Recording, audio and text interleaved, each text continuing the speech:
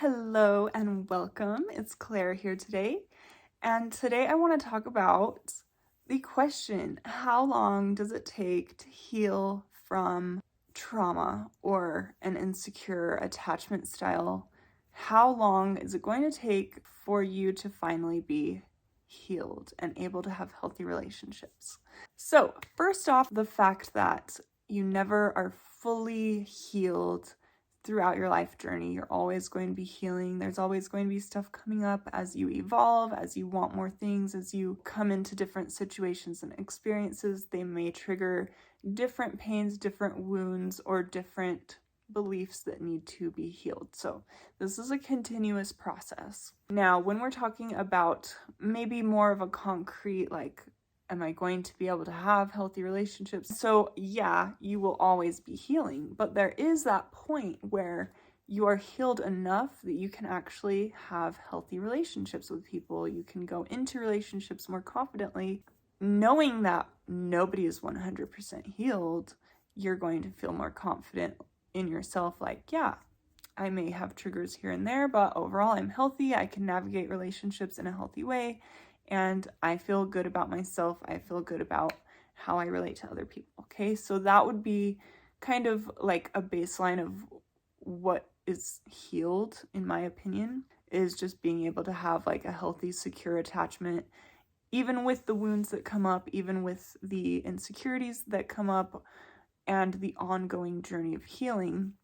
You will be able to have a healthy relationship and you will feel safe in expressing yourself and the other person expressing themselves and healing together. My personal journey has been ongoing. So I first started my healing journey in 2018 after a severe burnout and depression, anxiety, panic attacks, things like that. And that is where I physically could not continue. Okay.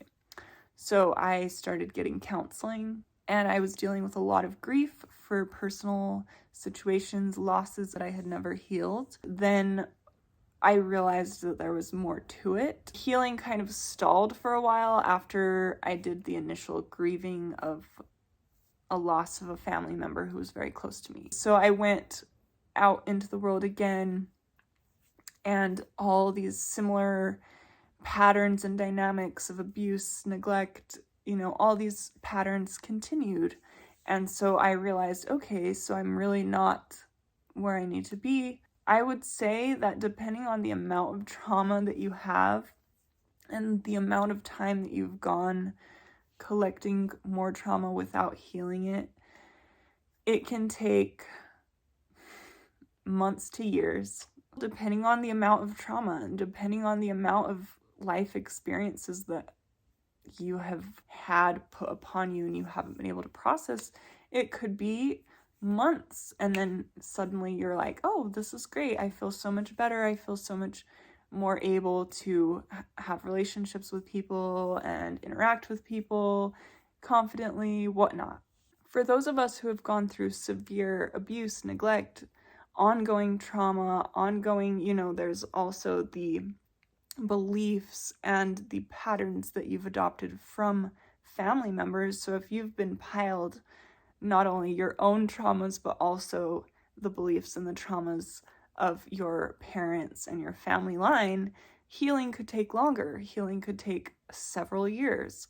So it just depends, if you've had secure parenting and if you have had minimal or no abuse, you're still going to have certain triggers and things that come up that you want to heal. If you have deep triggers, deep traumas, those things are going to be harder and take longer, most likely. And so you just have to give yourself the patience and understand that this could take you a few years and it's going to be okay. The more that you do the work, the more that you evolve, and the more that relationship dynamics between you and other people evolve as well.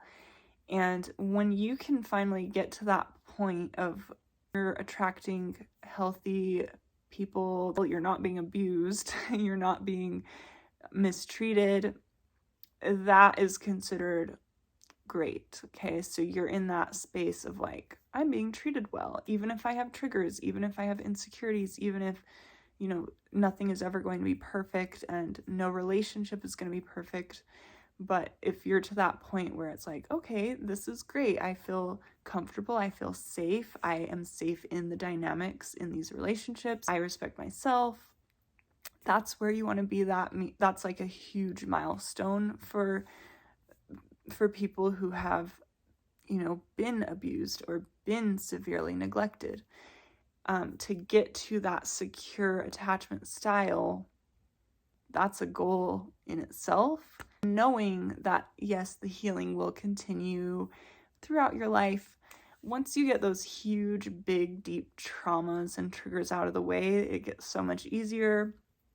Like, I feel like these traumas and triggers come in waves where someone will trigger something big inside of you, and then you'll be like, oh my gosh, like, you'll heal that, and then you'll realize, wow, that's like a huge thing, and then you'll go some time, things will be fine, and then another big trauma. But I feel like they lessen over time. Like, you'll get to the point where you're not allowing abuse, you're not allowing people to treat you certain ways, and you're also not attracting that from other people as well. I hope this helps you. I will be making more videos on actually how to heal, and you can also look at my other videos and check out the description box below for certain videos on dealing with anger. I've got meditations that can help you actually process emotions, so check those out as well. I will see you guys in my next video, and also feel free to like and subscribe to my channel. Remember, as always, you are so powerful. Bye guys!